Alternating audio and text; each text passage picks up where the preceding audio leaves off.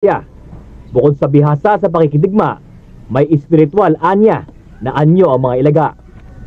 Ang experience namin yun sa gera, magtindog kami, kung sa bakbakan kami, hindi kami kukover. Ang kuha namin yan sa gera namin, kung nandoon na kami sa gera, standing position kami. Hindi kami magdapa, hindi pwede kami sa kahoy. Harap-harapan yung aming sa operation. Bukod sa samahang armado, isang relihiyosong grupo ang mga ilaga. Taimtim sa pagdarasal, na kadalasan ay Latin na isinalin sa salitang Ilonggo. Taglay nila ang mga gamit na anila ay mabisang panlaban sa kapahamakan, mga anting-anting na nagmula pa sa mga matatanda. Hindi ba kayo tinatablan ng bala? Hindi man kami natablan. Bakit? Yung mga gamit namin, mayroon kaming ginainom.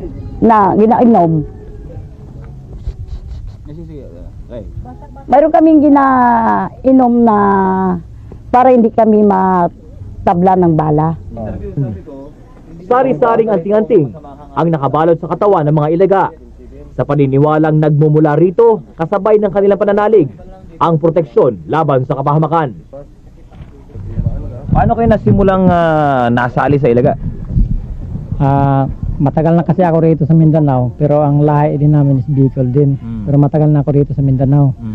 So, si Commander Inday Ligaya, nung bata pa ako, siya idol ko na po siya. Dahil sa maraming kabutihang na itulong niya dito noon sa labanan ng Christian and Muslim sa panahon ng Black Shirt and then Ilaga. Bakit ka nahimok na sumali?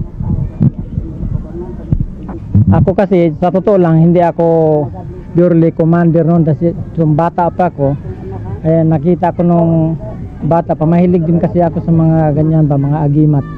So, nakita ko yung mga tauhan ni Commander Inday Ligaya nung nakipagbakbakan sa mga Black Shirt noon. So, wala namang nasawi. Ayon kay Commander Inday, dahilan sa mas bihasa sila sa kabundukan at may natural na proteksyon sa mga bala, sila ang mga ipinopronta ng militar sa labanan.